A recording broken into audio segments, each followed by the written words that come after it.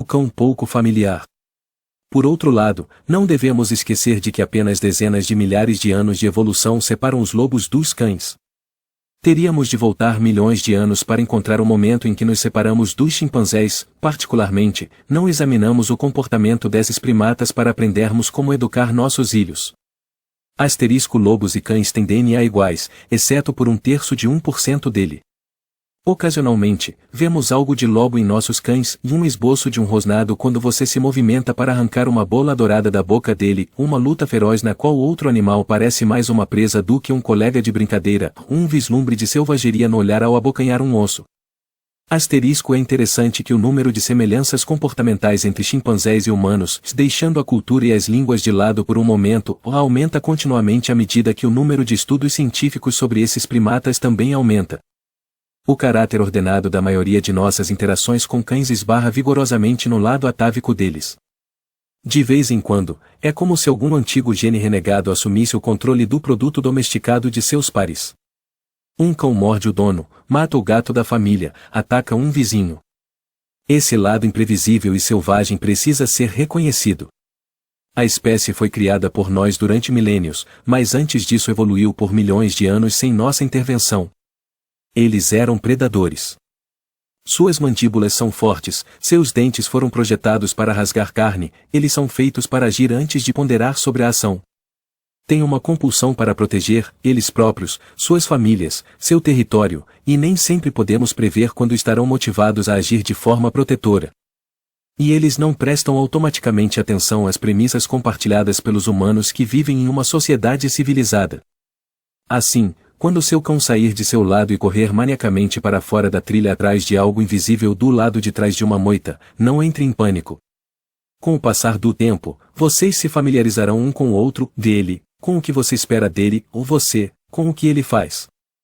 É fora da trilha apenas para você, para o cão, é uma continuação natural da caminhada. Ele aprenderá sobre trilhas com o tempo. Talvez você nunca enxergue o que estava atrás daquela moita, mas aprenderá, após dezenas de caminhadas, que existe algo invisível lá e que o cão voltará para você. Viver com um cachorro é um processo demorado de familiarização mútua. Até mesmo a mordida dele não é uma entidade uniforme. Há mordidas motivadas por medo, frustração, dor e ansiedade. Uma mordida agressiva é diferente de um mastigar exploratório, ou uma mordida de brincadeira é diferente de uma mordidinha carinhosa. Apesar da selvageria passageira, os cães nunca voltam a ser lobos. Cães vadios, aqueles que viveram com humanos, mas vagaram ou foram abandonados, e cães livres, providos com comida, mas vivendo longe dos humanos, não se tornam mais parecidos com os lobos. Os vadios parecem viver uma vida familiar do ponto de vista dos habitantes da cidade, paralelamente em cooperação com outros, mas frequentemente solitários. Eles não se auto-organizam socialmente em alcateias com um único casal procriador. Eles não constroem esconderijos para os ilhotes ou lhes fornecem comida, como fazem os lobos. Os cães livres podem formar uma ordem social da mesma forma que outros canídeos selvagens, mas essa organização se fará mais pela idade do que pelas lutas e conflitos. Nenhum caça cooperativamente, deles catam comida ou caçam pequenas presas sozinhos. A domesticação os modificou. Mesmo quando os lobos são socializados, criados desde o nascimento entre humanos, e não entre outros lobos, eles não se transformam em cães. Ficam em um patamar intermediário em termos de comportamento. Os lobos socializados estão mais interessados e atentos aos humanos do que os selvagens. Eles entendem os gestos comunicativos dos humanos melhor do que os lobos selvagens. Entretanto, não são cães em pele de lobo. Os cães que crescem com uma pessoa que toma conta deles preferem sua companhia à de outros humanos, ou os lobos são menos seletivos. Na interpretação de pistas humanas, os cães se saem bem melhor do que os lobos criados por humanos. Ao ver um lobo na coleira, sentando e deitando quando solicitado, pode ficar convencido de que existem poucas diferenças entre o lobo socializado e o cão. Observar esse lobo na presença de um coelho é ver quanta diferença ainda existe entre eles. O humano é esquecido enquanto o coelho é impiedosamente perseguido. Perto desse mesmo coelho um cão pode esperar pacientemente, itando seu dono à espera da permissão para correr. A companhia do humano se tornou a carne motivacional do cão. Moldando seu cão. Ao escolher um cachorro em uma ninhada ou em um abrigo barulhento e cheio de vira-latas que latem e levá-lo para casa, você começa a moldar um cão novamente, recapitulando a história da domesticação da espécie. A cada interação, a cada dia, você deine, ao mesmo tempo circunscrevendo e expandindo o mundo dele. Nas primeiras semanas com você, o mundo do ilhote é, se não inteiramente uma tábula rasa, muito similar à confusão extrema e barulhenta ou experimentada por um recém-nascido. Nenhum cão sabe, ao olhar pela primeira vez nos olhos de alguém que o espreita em seu compartimento, o que essa pessoa espera dele. Muitas dessas expectativas humanas são bastante semelhantes, de ser amigável, acariciável, ou considerar-me sedutor e adorável, mas reconhecer que estou no comando, ou não urinar dentro de casa, ou não pular em cima das visitas, ou não roer meus sapatos, ou não revirar o lixo. De alguma forma, essa mensagem não chegou aos cães. Cada um deles precisa aprender esse conjunto de parâmetros para viver com as pessoas. Ele aprende, através de você, o que é importante para você, e o que você quer que seja importante para ele. Somos todos domesticados também, inculcados com costumes culturais, com a forma de sermos humanos, com a maneira de nos comportarmos com os outros. Tudo isso é facilitado pela linguagem, mas a linguagem falada não é necessária para alcançar essa finalidade. Em vez disso, precisamos estar atentos para o que o cachorro está percebendo e tornar nossas percepções claras para ele. Plínio, o Velho, o enciclopedista romano do século I, incluiu em sua prodigiosa História Natural uma armação coniante sobre o nascimento dos ursos. Os ilhotes, escreveu ele, são um bloco branco e disforme de carne, pouco maiores do que ratos, sem olhos ou pelos e somente com garras expostas. A mãe ursa vagarosamente dá forma a esse bloco lambendo. O urso nasce, sugeriu ele, sendo apenas pura matéria indiferenciada, e, como uma verdadeira empirista, a mãe ursa torna seu ilhote um urso ao lambê-lo. Quando trouxe Pampi para casa, senti que estava fazendo exatamente isso, lambendo-a para lhe dar um formato. E não apenas porque havia muitas lambidas entre nós, afinal, era ela a única que lambia. Era nossa maneira de interagir que a fazia ser quem era, que molda os cães com quem a maioria das pessoas quer viver, interessados em nossas idas e vindas, atentos a nós, não demasiadamente invasivos, brincalhões na hora certa. Ela interpretava o mundo ao agir sobre ele, vendo os outros agirem, sendo mostrada e atuando comigo no mundo, promovida a ser um bom membro da família. E quanto mais tempo passávamos juntas, mais ela se tornava quem era e mais ficávamos entrelaçadas. Farejar. Primeira cheirada do dia, um Pampi perambula pela sala de manhã enquanto ponho sua comida. Ela parece sonolenta, mas o focinho está bem acordado, estendendo-se para todos os lados como se estivesse fazendo exercícios matinais. Ela o aponta para a comida sem comprometer o corpo e dá uma fungada. Um olhar para mim. Outra fungada. Um julgamento foi feito. Ela se afasca da tigela e me desculpa, eneando o rosto na minha mão, seus bigodes fazendo cócegas enquanto o focinho úmido examina minha palma. Saímos e seu focinho faz exercícios, quase primitivos, inalando feliz os cheiros trazidos pela brisa. Nós humanos tendemos a não refletir muito sobre os cheiros. Comparados com a vasta quantidade de informações visuais que captamos e pela qual ficamos obcecados a todo momento, cheiros são pequenos sinais em nosso dia sensorial. A sala em que estou agora é uma mistura fantasmagórica de cores, superícies e densidades, pequenos movimentos, sombras e luzes. E se eu realmente prestar atenção, consigo sentir o cheiro de café na mesa ao lado, e talvez o aroma fresco do livro aberto, ou mais somente se enfiar o focinho entre as páginas. Não passamos o tempo inteiro cheirando, ou mais, quando percebemos um cheiro, em geral é porque se trata de um aroma bom ou ruim, ou raramente é apenas uma fonte de informação. Achamos a maioria dos odores sedutores ou repulsivos, poucos possuem a natureza neutra das percepções visuais. Nós os saboreamos ou evitamos. Meu mundo atual parece relativamente inodoro. Porém, ele decididamente não está livre de odores. Nosso débil sentido olfativo tem, sem dúvida, limitado nossa curiosidade a respeito dos cheiros do mundo. Um grupo cada vez maior de cientistas tem trabalhado para mudar essa situação, e o que eles descobriram sobre os animais olfativos, cães incluídos, é suficiente para nos fazer invejar as criaturas de focinho. Assim como nós vemos o mundo, o cachorro o fareja. O universo do cão é um extrato de odores complexos. O mundo dos aromas, pelo menos, tão rico quanto o mundo da visão. Farejadores.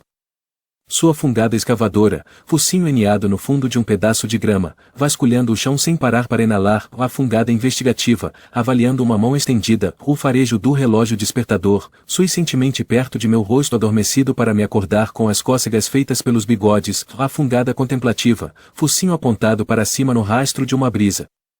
Todas seguidas por um meio espirro, ou apenas o tim, sem o a, como se limpasse suas narinas de qualquer molécula inalada. Os cachorros não agem sobre o mundo manipulando objetos ou examinando-os, como as pessoas fazem, ou apontando e pedindo para outros agirem sobre o objeto, como os tímidos podem fazer, e em vez disso, eles se aproximam corajosamente de um objeto novo e desconhecido, esticam seus magníficos focinhos até caírem a milímetros dele e farejam-no profundamente. Na maioria das raças, o focinho do cão é tudo, menos sutil.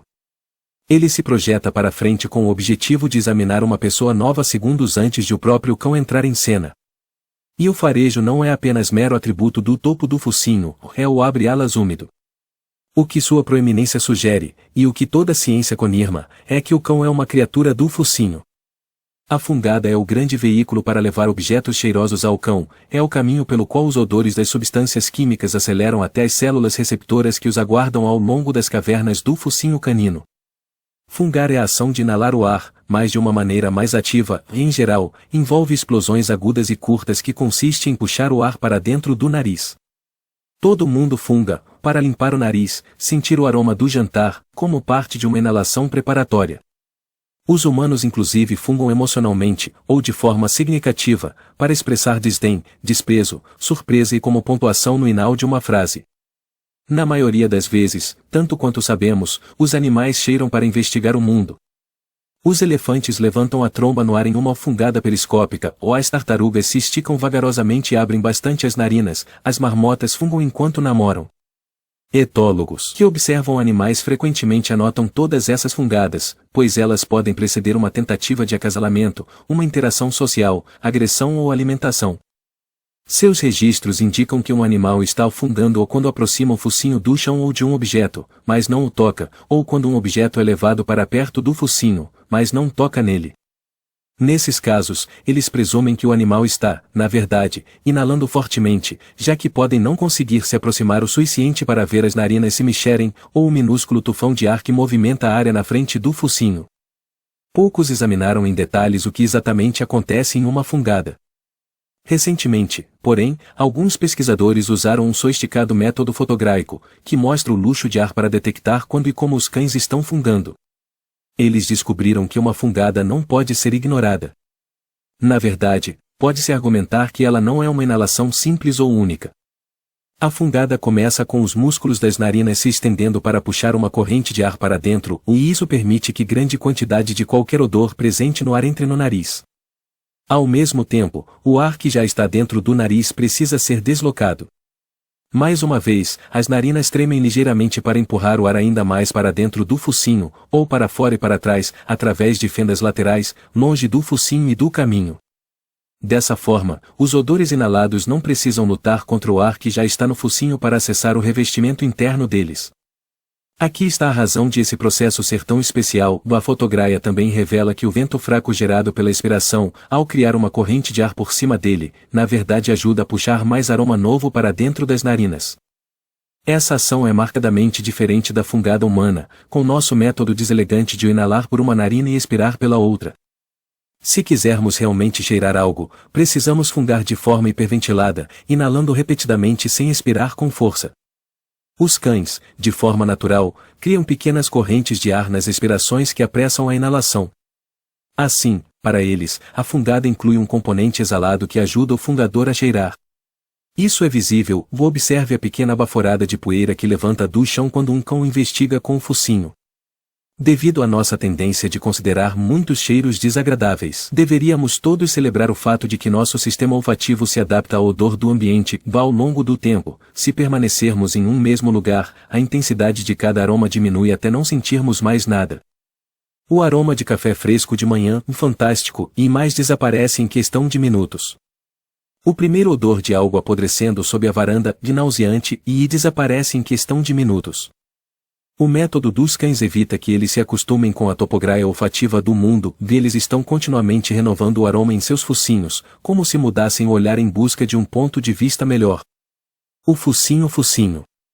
Abro um pouquinho a janela do carro ou apenas o suficiente para caber a cabeça de um cão, lembrando-me da vez em que ela se atirou para fora da janela aberta atrás daquele esquilo que pedia carona na beira da estrada. Pump se apoia no descanso de braço e coloca o focinho para fora do carro enquanto corremos pela noite.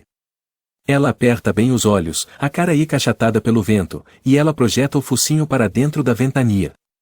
Após ter sido aspirado, um cheiro encontra uma saudação receptiva por parte de uma quantidade extravagante de tecidos nasais.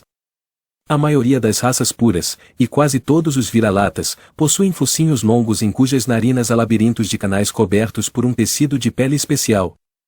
Esse revestimento, como o revestimento de nossos narizes, é feito para receber o ar que carrega as substâncias químicas ou moléculas de vários tamanhos que serão percebidas como aromas. Qualquer objeto que encontramos no mundo está impregnado por um nevoeiro dessas moléculas, não apenas o pêssego maduro no balcão, mas os sapatos que tiramos ao chegar em casa e a maçaneta que seguramos. O tecido interno do nariz é inteiramente coberto com sítios de recepção minúsculos, cada um com soldados de pelo prontos para ajudar a capturar e prender as moléculas de determinados formatos. Os narizes humanos possuem aproximadamente 6 milhões desses sítios de recepção sensorial, o focinho do Sheepdog, mais de 200 milhões, o do Beagle, mais de 300 milhões. Os cães possuem mais genes envolvidos na decodificação das células olfativas, mais células e mais tipos de células capazes de detectar odores. A diferença na experiência de cheirar é exponencial, ao detectar determinadas moléculas naquela maçaneta, combinações de sítios, não os sítios simples, disparam simultaneamente para enviar informações ao cérebro. Apenas quando o sinal atinge o cérebro é que ele o experimenta como aroma, e se fossemos nós a cheirar, diríamos ahá. Que cheiro! Muito mais provavelmente, não cheiraríamos esse odor. Mas o Beagle, sim, estima-se que seu sentido olfativo pode ser milhões de vezes mais sensível do que o nosso. Perto dele, somos totalmente anósmicos e não cheiramos nada. Podemos notar que nosso café foi adoçado com uma colher de açúcar. Um cão consegue detectar uma colher de açúcar diluída em 1 milhão de galões de água e 2 piscinas olímpicas cheias. Como é isso? Imagine se cada detalhe de nosso mundo visual fosse associado a um determinado cheiro. Cada pétala de uma rosa pode ser distinta, tendo sido visitada por insetos que deixaram marcas de pólen de lores muito distantes. O que para nós é um simples talo, na verdade detém um registro de quem o tocou e quando. Uma explosão de substâncias químicas marca o lugar em que uma folha foi partida. A superfície das pétalas, cheia de umidade em comparação com a da folha, também detém um odor diferente. A dobra de uma folha tem um cheiro, assim também as gotas de orvalho em um espinho. E o tempo reside nesses detalhes, enquanto conseguimos ver uma das pétalas secando e amarelando, o cão consegue cheirar esse processo de decadência e envelhecimento. Imagine cheirar cada mínimo detalhe visual. Isso pode ser a experiência de uma rosa para um cão. O nariz é também a rota mais rápida pela qual as informações podem chegar ao cérebro. Enquanto os dados visuais ou auditivos passam por um estágio intermediário a caminho do córtex, o nível mais alto de processamento, os receptores no nariz se conectam diretamente com os nervos nos obulbos ou assim formados ou olfativos especializados. Os bulbos olfativos do cérebro canino constituem 1/8 de sua massa, proporcionalmente maior do que o tamanho de nossa unidade central de processamento visual, os lóbulos occipitais, em nossos cérebros. Mas o sentido do olfato especialmente aiado dos cachorros também pode ser resultado de uma maneira adicional de eles perceberem odores através do órgão vomeronasal. Em teoria, nenhuma piscina foi usada em tal teste. Em vez disso, os pesquisadores usam amostras extremamente pequenas de um meio inodoro no qual acrescentam uma amostra ainda menor de açúcar. O órgão vomeronasal. Que especificidade de imagem o nome o vomeronasal o traz? Evocando o desprazer de aspirar uma boa fungada de vômito fresco, o vômer é, na verdade, uma descrição de parte do pequeno osso do nariz onde se localizam as células sensoriais. No entanto, de alguma forma, o nome parece se adequar a um animal que, além de notório pela coprofagia, comer fezes, pode lamber do chão a urina de outro cão. Nenhum desses atos provoca vômito nos cães, eles são apenas formas de obter ainda mais informações sobre outros cães ou animais da vizinhança. O órgão vomeronasal, descoberto primeiro nos répteis, é uma cavidade entre o nariz e a boca revestida com mais sítios receptores de moléculas. Os répteis o usam para encontrar seu caminho, sua comida e um parceiro para acasalar. O lagarto que estica a língua para tocar um objeto desconhecido não está degustando ou cheirando, e está transportando informações químicas para dentro de seu órgão vomeronasal. Essas substâncias químicas são os feromoníos, substâncias do tipo hormônio liberadas por um animal e percebidas por outro da mesma espécie que, em geral, provocam uma reação específica, tal como preparar-se para fazer sexo ou mudam os níveis hormonais. Há indícios de que os humanos percebem os feromoníos de forma inconsciente, talvez até mesmo através de um órgão vomeronasal nasal, asterisco. A psicóloga Marsha McClintock foi a primeira a estudar seriamente a detecção de feromoníos pelos humanos. Ela e outros psicólogos realizaram estudos inteligentes e fascinantes sobre como nosso comportamento e nossas taxas hormonais podem ser afetados pelos feromoníos ou por hormônios do tipo feromonio. Mas essas conclusões ainda são controversas e estão sujeitas a debate. Os cães definitivamente possuem um órgão vomeronasal, delica acima do palato duro da boca, ao longo da base do focinho, septo nasal. Diferentemente de outros animais, os sítios receptores são cobertos por cílios, pelos minúsculos que empurram as moléculas. Os feromoníos são frequentemente transportados por um fluido, a urina, em particular, é um grande veículo. Através dela um animal envia informações personalizadas a membros do sexo oposto ou sobre, digamos, o desejo de acasalar. Para detectar os feromoníos nessa urina, alguns mamíferos tocam o líquido e fazem uma careta característica, torturada, enrolando o lábio de forma peculiar em uma reação denominada lêmen. A expressão de um animal em lêmen é notoriamente impossível de ser amada, mas é a cara de um animal que está caçando um amante. A pose lêmen parece empurrar o fluido na direção do órgão vomeronasal, onde ele é bombeado para dentro do tecido, ou absorvido por meio da ação capilar. Os rinocerontes, elefantes e outros animais com casco fazem lêmen regularmente, assim como os morcegos e os gatos, que possuem variações entre suas diversas espécies. Os humanos podem ter órgãos vomeronasais, mas não fazemos flêmen. Os cães também não. Mas um cão regularmente observador notará um interesse frequentemente muito intenso na urina de outros cães, às vezes um interesse que os atrai bem para perto, e até dentro, e espera, nojento. Para de lamber isso. Os cães podem lamber urina despreocupadamente, sobretudo a de uma fêmea no cio. Essa talvez seja a versão deles de flêmen. Melhor ainda do que fazer flêmen é manter a parte externa do focinho bem úmida. O órgão vomeronasal é provavelmente a razão pela qual os focinhos caninos são molhados. A maioria dos animais com órgão vomeronasal também possui focinhos molhados. É difícil para um odor aerotransportado chegar em estado puro ao órgão vomeronasal, situado em um recesso seguro e escuro no interior da cara. Uma fungada forte não apenas traz moléculas para dentro da cavidade nasal do cão, pequenos pedaços de moléculas também grudam no tecido externo úmido do focinho. Uma vez lá, eles podem se dissolver e ser transportados até o órgão vomeronasal através de dutos interiores. Quando seu cão se roça contra você, ele está na verdade coletando seu odor com o focinho para melhor confirmar que você é você. Dessa forma, os cães duplicam seus métodos de cheirar o mundo. O cheiro forte de uma pedra. Quando Pump capta com o focinho um cheiro bom na grama, quando ela realmente o enia profundamente na terra, já sei o que acontecerá em seguida. Ela dará uns saltos, tornará a fungar o cheiro de ângulos diferentes, depois dará um leve tapa nele, levantando grama. Mais fungadas profundas, algumas lambidas, amassando o focinho no chão, e depois o clímax, um mergulho profundo no cheiro, o primeiro o focinho, abaixando o corpo inteiro atrás dele e se remexendo para a frente e para trás. O que então esses focinhos permitem que o cão cheire? Como é que o mundo se parece da perspectiva do focinho? Vamos começar com o que é fácil para eles, o que eles cheiram em nós e em outros cachorros. Depois, podemos estar prontos para desaiá-los a cheirar o tempo, a história de uma pedra de rio e a chegada de uma tempestade.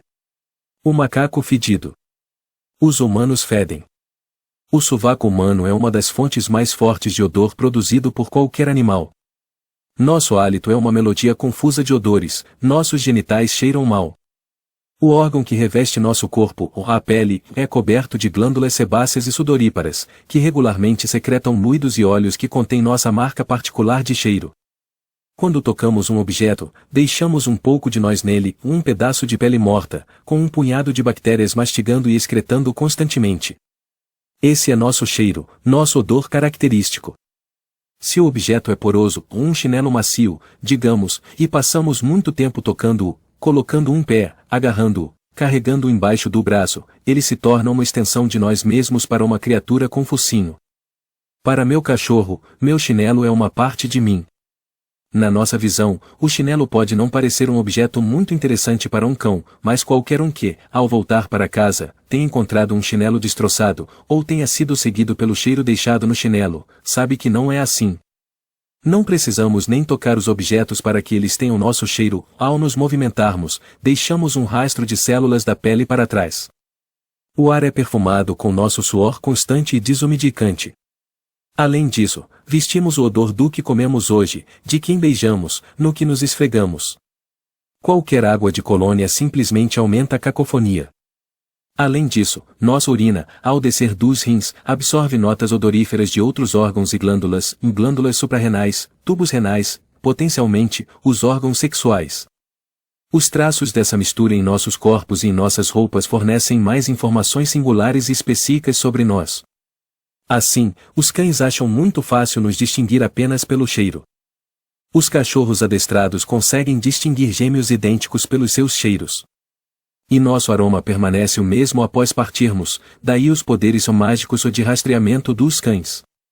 Esses farejadores habilidosos nos enxergam na nuvem de moléculas que deixamos para trás. Para os cães, somos nosso cheiro. De alguma maneira, o reconhecimento olfativo das pessoas é muito semelhante ao nosso reconhecimento visual delas, há múltiplos componentes da imagem responsáveis pela forma como parecemos.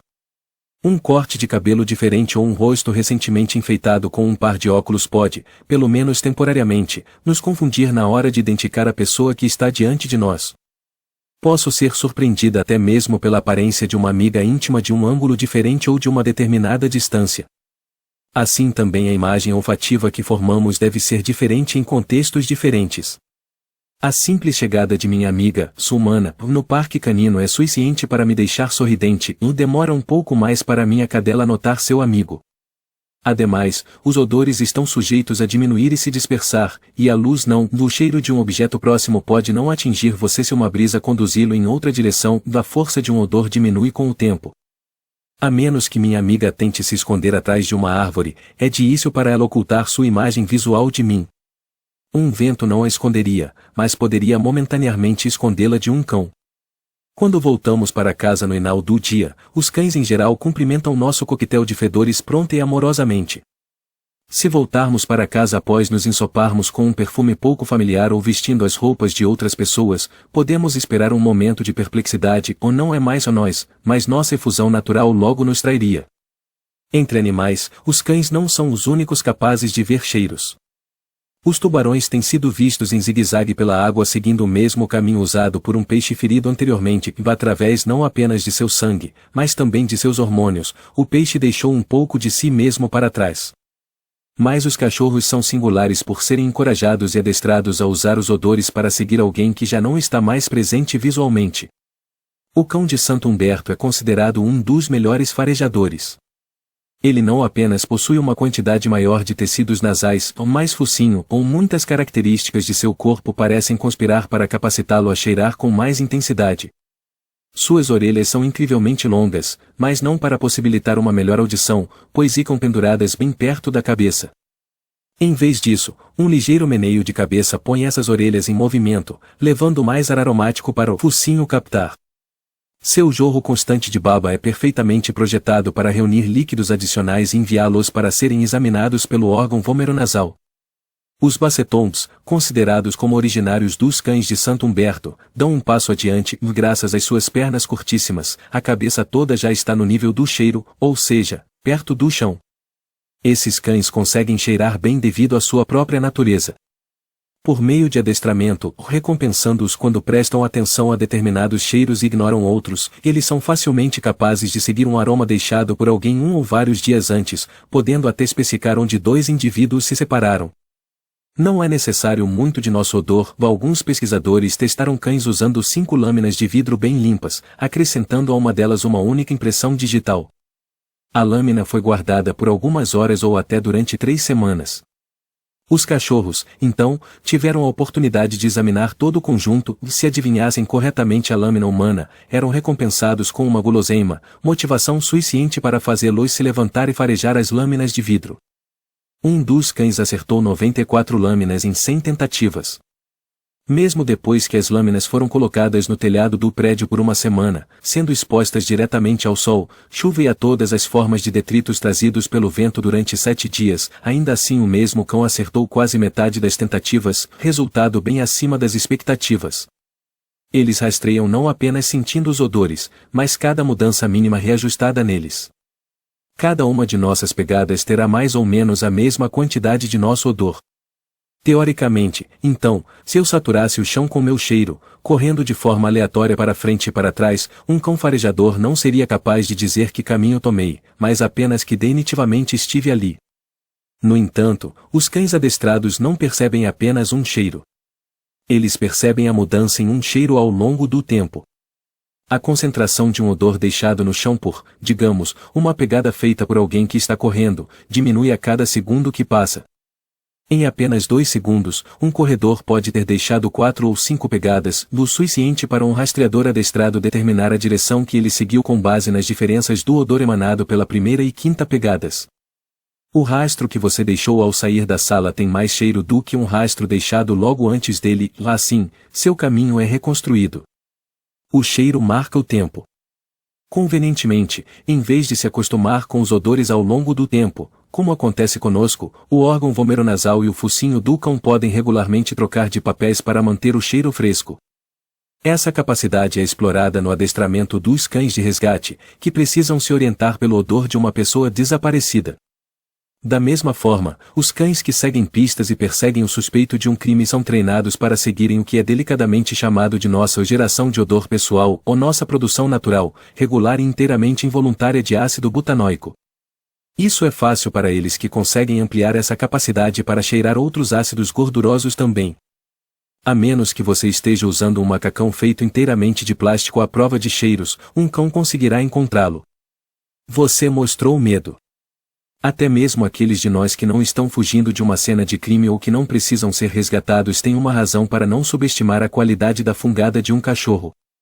Os cães não conseguem apenas identificar os indivíduos pelo odor, conseguem também identificar características deles. Eles sabem se você fez sexo, fumou um cigarro, se fez as duas coisas uma após a outra, se comeu um lanchinho ou acabou de correr 1 quilômetro. Tudo isso pode parecer benigno, exceto, talvez, pelo lanchinho, esses fatos sobre você podem não ser de grande interesse para um cão. Mas eles também podem farejar suas emoções. Gerações de crianças foram alertadas para nunca mostrar medo diante de um cão estranho. É provável que os cães sintam o cheiro do medo, assim como o da angústia e o da tristeza. Não é preciso evocar capacidades místicas para dar conta disso, o medo recende. Os pesquisadores identificaram inúmeros animais sociais, de abelhas a veados, que conseguem detectar os feromônios emitidos por um animal quando está amedrontado e reage em busca de segurança. Os feromônios são produzidos involuntária e inconscientemente, e por meios diferentes, um ferimento na pele pode provocar a sua liberação, e existem glândulas especializadas em liberar substâncias químicas de alarme. Além disso, o próprio sentimento de alarme, de medo, bem como todas as outras emoções, estão relacionados a mudanças fisiológicas, que vão desde alterações nos batimentos cardíacos e no ritmo respiratório até suores e mudanças metabólicas e sudoríparas. As máquinas poligraicas funcionam, na medida em que funcionam, avaliando as mudanças dessas respostas corporais independentes, pode-se dizer que os focinhos dos animais só funcionam sendo igualmente sensíveis a elas. Experiências com ratos confirmam isso, quando um deles recebe um choque em uma gaiola e aprende a ter medo dela, os outros ratos sentem o medo do animal mesmo sem tê-lo visto receber o choque, e passam também a evitar a gaiola, que não é distinguível de outras que estejam próximas. Essa expressão, cão estranho, parece calhada para inspirar medo. Seu uso também é baseado em uma premissa falsa, a de que os cães familiares se comportarão de forma previsível e confiável, diferentemente dos que não conhecemos. Como vimos, por mais que queiramos que os cães se comportem de acordo com nossos desejos, o fato de eles simplesmente serem seus próprios donos garante que nem sempre o farão. Como é que esse cão estranho e aparentemente ameaçador fareja nossa apreensão ou medo ao se aproximar de nós? Espontaneamente, suamos quando estamos estressados, e nosso suor carrega um determinado odor com ele, e essa é a primeira pista para o cão. A adrenalina, usada pelo corpo para prepará-lo para afastar-se rapidamente de algo perigoso, é inodora para nós, mas não para um cão farejador sensível, ela é outra pista. Até mesmo o simples aumento do luxo sanguíneo traz substâncias químicas mais rapidamente para a superfície do corpo, de onde podem ser difundidas através da pele. Visto que emitimos odores que relatem essas mudanças fisiológicas que acompanham o medo, e considerando os indícios crescentes da presença de feromônios em humanos, é provável que, se estivermos nervosos, um cão consiga identificar isso. E, como veremos mais adiante, os cães são exímios intérpretes de nosso comportamento. Às vezes, podemos ver o medo nas expressões faciais de outra pessoa, ou há informações suficientes em nossa postura e em nosso modo de andar para ajudá-los a nos interpretar. Dessa maneira, o criminoso em fuga que está sendo rastreado é duplamente condenado. Os cães podem ser adestrados para farejar não apenas o odor específico de uma pessoa, mas também um determinado tipo de odor, o cheiro mais recente de uma pessoa na vizinhança, bom para encontrar o esconderijo dela, ou um humano em desespero emocional ou amedrontado, como alguém fugindo da polícia, furioso, até mesmo irritado. O cheiro de doença. Se os cães conseguem detectar quantidades mínimas de substâncias químicas que deixamos para trás, em maçanetas ou pegadas, podem ser capazes de captar substâncias que indiquem doenças? Com sorte, quando você tiver uma doença difícil de ser diagnosticada, terá um médico que reconhecerá, como alguns já fizeram, que o cheiro peculiar de pão recém-assado significa febre tifoide, ou que o odor de algo estragado e azedo sendo exalado por seus pulmões é próprio da tuberculose. De acordo com diversos médicos, foi constatado que existe um cheiro específico para várias infecções, e até mesmo para diabetes, câncer ou esquizofrenia. Esses especialistas não possuem um focinho de cachorro, mas estão mais equipados para identificar doenças. Entretanto, algumas experiências de pequena escala indicam que você pode obter um diagnóstico ainda mais reinado se marcar uma consulta com um cão bem adestrado. Os pesquisadores começaram a adestrar cães para reconhecer os cheiros das substâncias químicas produzidos por tecidos cancerosos. O treinamento é simples, os animais são recompensados quando sentam ou deitam perto dos cheiros, quando não o fazem, nada de recompensas. Em seguida, os cientistas coletaram os cheiros de pacientes com câncer e pacientes sem câncer em pequenas amostras de urina ou fazendo com que soprassem em tubos capazes de capturar moléculas de hálito. Embora o número de cães adestrados fosse pequeno, os resultados foram excelentes e eles conseguiram detectar quais pacientes tinham câncer. Em um dos estudos, eles erraram apenas 14 em 1.272 tentativas. Em outro pequeno estudo realizado com 2 cães, ambos identificaram um melanoma pelo faro em quase todas as vezes. Pesquisas mais recentes mostram que cachorros adestrados conseguem identificar cânceres de pele, seio, bexiga e pulmão com índices muito elevados de acertos.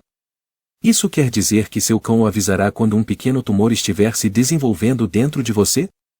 Provavelmente não. O que isso indica é que os cães são capazes de fazê-lo. Você pode ter um cheiro diferente para ele, mas a mudança em seu cheiro pode ser gradual. Tanto você quanto seu cão precisariam ser adestrados, o cachorro para prestar atenção ao cheiro, você para prestar atenção aos comportamentos que indicam que ele encontrou algo, asterisco. As pesquisas sobre outras doenças estão progredindo rapidamente. De forma instigante, os cães que vivem em casas com epiléticos parecem prever um ataque razoavelmente bem. 2 estudos reportaram que os animais lamberam o rosto ou as mãos da pessoa, choramingaram, ficaram próximos, ou assumiram uma postura protetora, e em um deles, o cão sentou na criança, e em outro, bloqueou o acesso da criança às escadas, ou antes dos ataques. Se isso é verdade, deve haver pistas olfativas, visuais ou de outra natureza invisíveis, para nós, que os cães percebem. Mas, como esses dados derivam de autorrelatos ou questionários de famílias e não dados coletados objetivamente, ou mais testes se fazem necessários. No entanto, é possível parar para admirar a possibilidade de tamanha capacidade. O cheiro de um cão. Considerando que o odor é tão evidente para um cão, ele tem muito uso social. Enquanto nós humanos inadvertidamente deixamos um rastro de odores atrás de nós, os cães não apenas estão atentos aos nossos cheiros como também espalham o próprio cheiro com abundância. É como se os cachorros, percebendo o quanto o odor de nossos corpos nos representam, até mesmo em nossa ausência, estivessem determinados a usar isso a seu favor. Todos os canídeos, cães selvagens ou domésticos e seus parentes, deixam urina espalhada conspicuamente em todo tipo de objeto. A marcação com urina, como é chamado esse método de comunicação, transmite uma mensagem, mas trata-se mais de um recado do que de uma conversação. A mensagem é deixada pela parte traseira de um cão para ser recuperada pela parte dianteira de outro. Todo dono de cachorro está familiarizado com essa marcação, feita com a perna levantada em hidrantes, postes, árvores, arbustos e às vezes, em um cachorro azarado ou na perna de um transeunte. A maioria dos pontos marcados é alta ou saliente, mais visíveis e melhor para os odores da urina, os feromônios e a mistura associada de substâncias químicas, ou serem cheirado. As bexigas caninas, ou bolsas que servem ao único propósito de ser um depósito temporário de urina permitem liberar apenas uma pequena quantidade dela por vez, favorecendo a marcação repetida e frequente.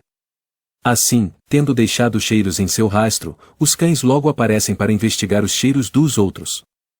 Segundo as observações do comportamento de cães farejadores, parece que as substâncias químicas da urina fornecem informações sobre a disposição sexual das fêmeas e sobre a confiança social dos machos. O mito comum diz que a mensagem significa o isto é meu, ou os cães urinam para marcar território. Essa ideia foi introduzida por Conrad Lorenz, o grande etólogo do início do século XX. Ele formulou uma hipótese razoável: a urina é a bandeira colonial do cão, plantada onde a posse é reivindicada. Porém, pesquisas realizadas nos 50 anos seguintes não comprovaram que esse hábito é exclusivo ou mesmo predominante. Estudos feitos com cães criados soltos na Índia, por exemplo, mostram como eles se comportam quando deixados sozinhos. Ambos os sexos marcam, mas apenas 20% das marcações são territoriais ou acontecem nos limites de um território. A marcação muda com as estações e ocorre mais frequentemente quando eles cortejam ou catam comida em depósitos de lixo. A noção de o território é também contrariada pelo simples fato de que poucos cães urinam nos cantos interiores da casa ou do apartamento em que vivem. Ao contrário, marcar parece deixar informações sobre quem urinou, com que frequência passou por esse ponto na vizinhança, suas vitórias mais recentes e seu interesse em acasalar.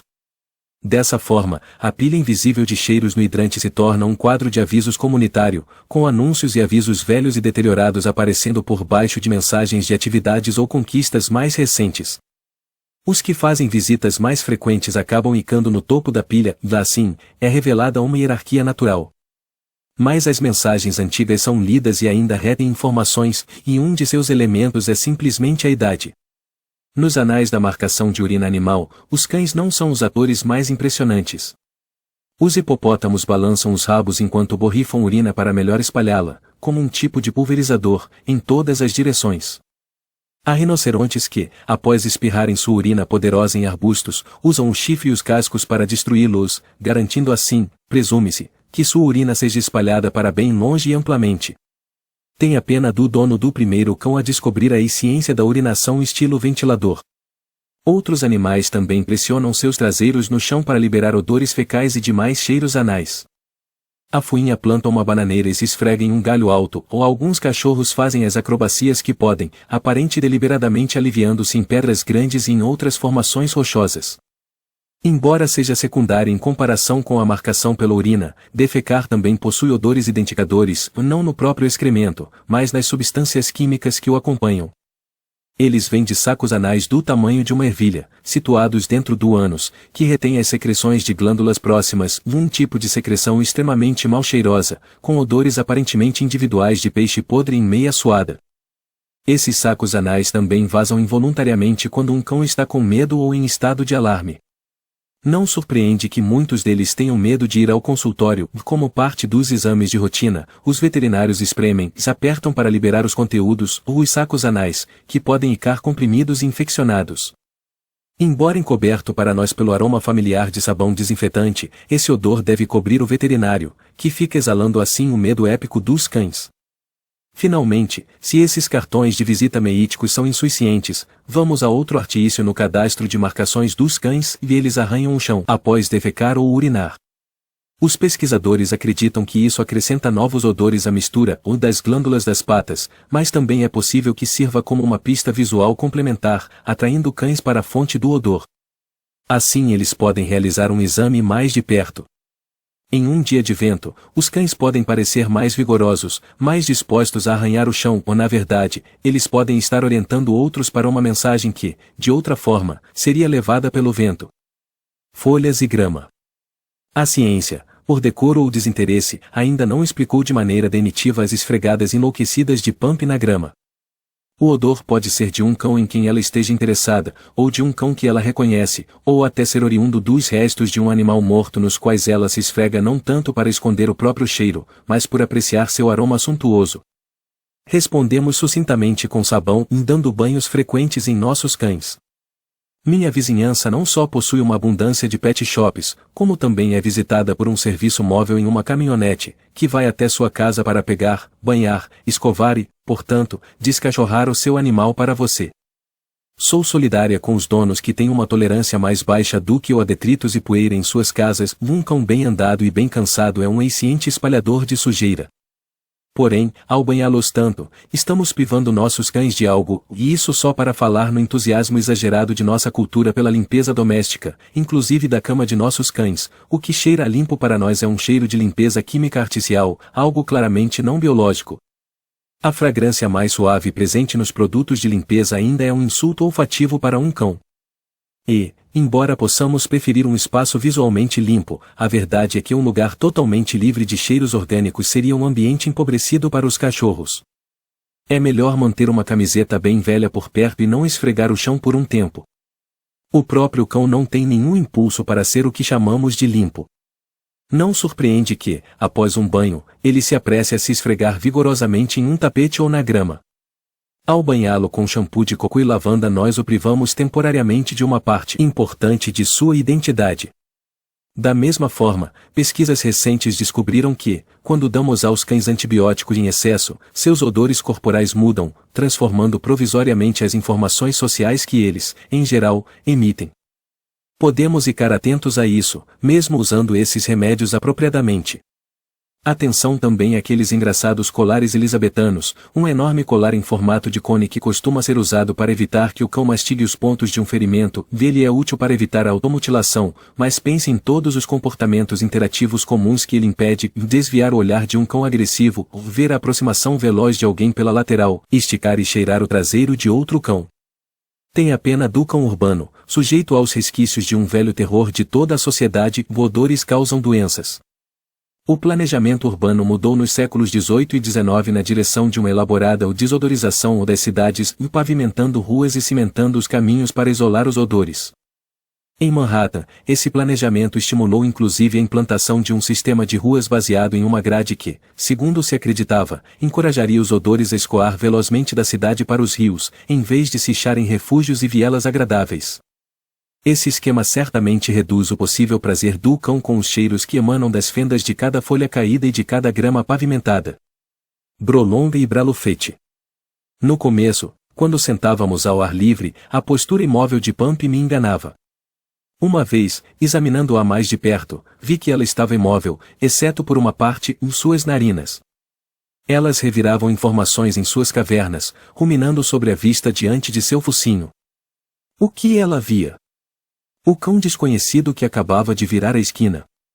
Um churrasco no fundo do vale, com jogadores de voleibol suados circulando ao redor da carne grelhada? A aproximação de uma tempestade, com explosões fulminantes de ar vindas de regiões distantes? Os hormônios, o suor, a carne, até mesmo as correntes de ar causadas pela chegada de uma tempestade, ventos fortes que se movem para cima, deixam rastros de cheiros invisíveis pelo caminho, todos detectáveis ou entendidos pelo focinho do cachorro. Seja o que for, ela estava muito longe da criatura ociosa que aparentava ser. Saber da importância do odor no mundo canino mudou minha forma de pensar sobre a maneira alegre com que Pump cumprimentava um visitante em minha casa, dirigindo-se diretamente para a região genital dele. Juntamente com a boca e os sovacos, os genitais são excelentes fontes de informações. Proibir esse cumprimento é equivalente a vendar-se na hora de abrir a porta para um estranho. No entanto, minhas visitas podem não ser grandes entusiastas do Umvelt canino, por isso aconselho-os a oferecer uma das mãos, sem dúvida alguma cheirosa, ou em vez disso ajoelhar e deixá-la cheirar sua cabeça ou tronco. É próprio do humano punir um cão por cumprimentar um cão novo na vizinhança cheirando o traseiro dele. Nosso desgosto por esse tipo de cumprimento como uma prática social humana é irrelevante. Para os cães, nenhum problema, quanto mais perto, melhor. Os cães se comunicarão uns com os outros se não estiverem interessados em ser tão intimamente examinados, a interferência pode agitar um deles ou ambos. Para entender um véu do cão, devemos pensar em objetos, pessoas, emoções, até mesmo nas horas do dia, como possuidores de odores singulares. O fato de termos tão poucas palavras para designar cheiros restringe nossa imaginação acerca da diversidade existente de brolongas e balufetes. Talvez um cão possa detectar o que um poeta evoca, o cheiro brilhante da água, o cheiro corajoso da pedra, o cheiro de orvalho e da trovoada. E definitivamente, os ossos velhos enterrados embaixo. Provavelmente, nem todos os cheiros são bons, assim como existe a poluição visual, também existe a poluição olfativa. Definitivamente, os que veem cheiros têm lembranças em cheiros também, e quando pensamos em cães sonhando e devaneando, devemos imaginar imagens oníricas constituídas de cheiros.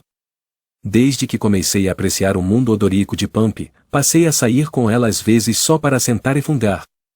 Fazemos passeios de cheiro, parando, ao longo de nosso caminho, em todo o marco pelo qual ela mostra interesse. Ela está olhando, e estar ao ar livre é a parte mais cheirosa e maravilhosa de seu dia. Não vou encerrá-la precipitadamente. Até olho para as fotografias dela de forma diferente, onde ela parecia estar pensativa, e estando à distância, agora parece estar cheirando algum ar novo e excitante oriundo de uma fonte longínqua. Entretanto, o momento mais feliz para mim é ser cumprimentada com uma fungada que faz o seu rabo balançar. Acaricio sua nuca e retribuo a fungada.